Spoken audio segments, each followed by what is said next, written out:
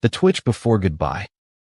Welcome to Dark Tale Shorts 101, where every shadow has a story to tell.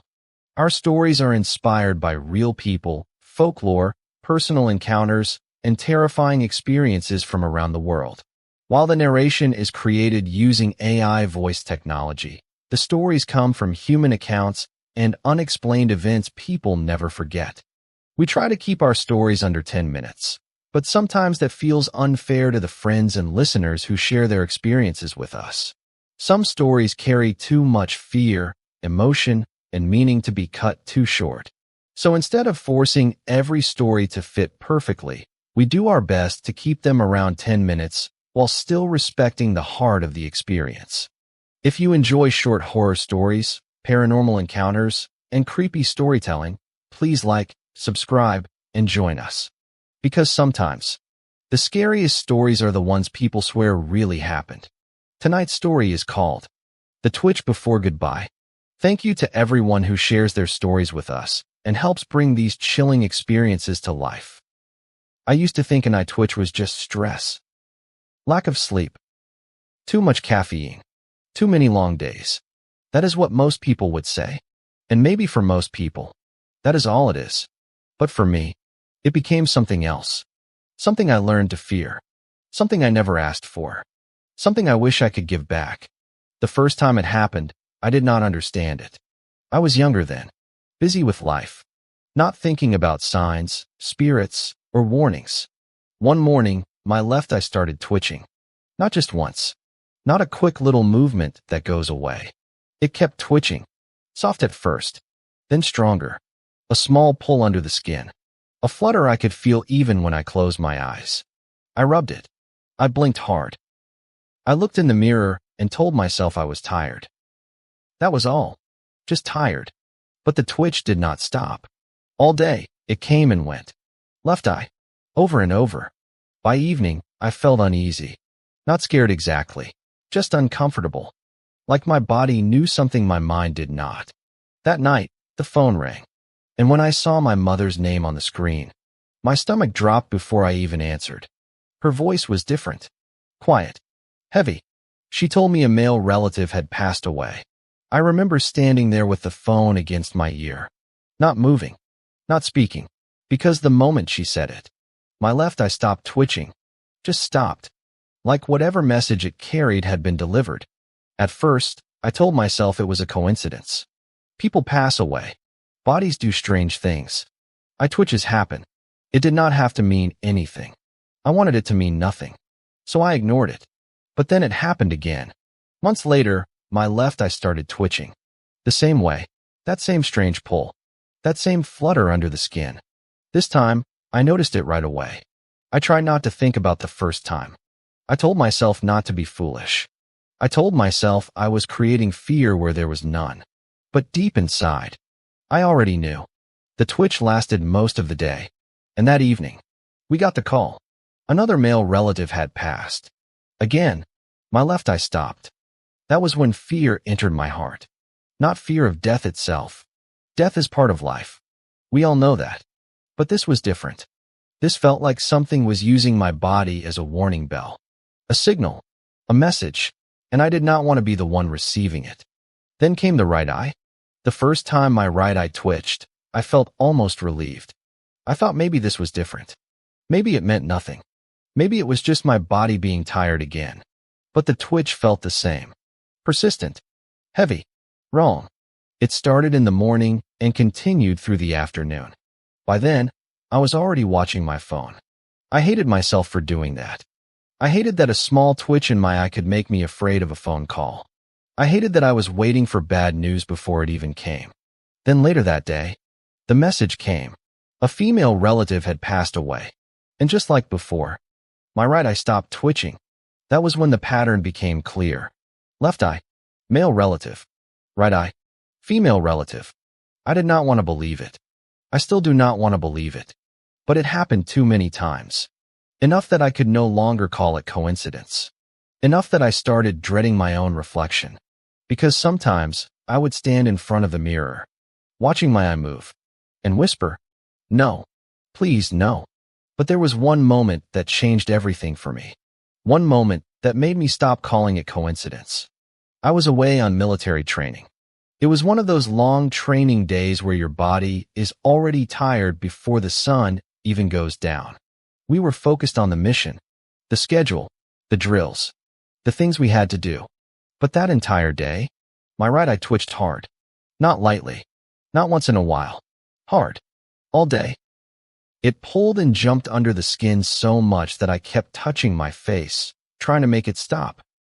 I told myself it was stress, lack of sleep, training, dehydration, anything but what I was afraid it might be. But deep inside, I already felt that cold feeling, that warning, that heaviness. I remember trying to focus on what was in front of me, but my mind kept drifting back home, to my family, to the women in my family, to my mother. Later that day, my father called. The moment I saw his name, my heart sank. I answered, and his voice told me everything before his words did. He said my mother had passed away. For a few seconds, I could not hear anything else. The world around me went quiet. The training, the people, the noise, everything disappeared. All I could feel was my right eye. And then, it stopped. Just like that. The twitch was gone. Like the message had finally reached me. Like my body had known before my heart was ready to hear it. That was the day I truly hated this curse. Because it did not save her. It did not warn me in a way I could understand. It did not give me time to say goodbye. It only made me feel the shadow of her leaving. Before the news arrived. Years later, when my father was dying, it happened again. But this time, it was my left eye. The doctors had already told us there was nothing more they could do. Those are words no family ever wants to hear. Nothing more we can do. After that, time feels different. Every breath feels important. Every sound in the room feels louder. Every silence feels like it is waiting for something. I was there with him, watching him, knowing he was slipping away. And as I sat there, my left eye started twitching. Hard. The same way. That same pull. That same warning. But this time, there was no phone call to wait for. No message coming from far away. I was already there. I was watching it happen. My father was in front of me, and my left eye twitched as he passed away. I cannot explain what that felt like. To know the sign was happening, while the goodbye was happening. To feel my body announcing what my heart was already breaking from. When he finally passed, my left eye stopped, and I remember feeling empty. Not surprised, not relieved, just empty. Because by then, I understood. Left eye, male relative.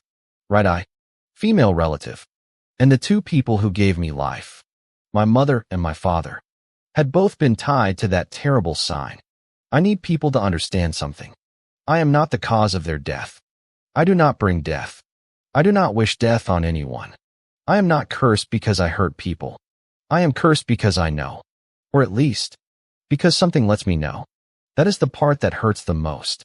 Knowing does not mean I can stop it. Knowing does not mean I can save them. Knowing does not tell me who. It does not tell me where. It does not tell me when. It only tells me that someone I love, someone connected to me, is going to leave this world. And all I can do is wait. That is not a gift. People hear stories like this and say, maybe you have a special ability. They say, maybe you are sensitive to spirits. They say, maybe your ancestors are warning you. But they do not understand. A warning without a name is not mercy. A message without a way to help is not a blessing. It is torture. Because when my eye twitches, I start thinking of everyone.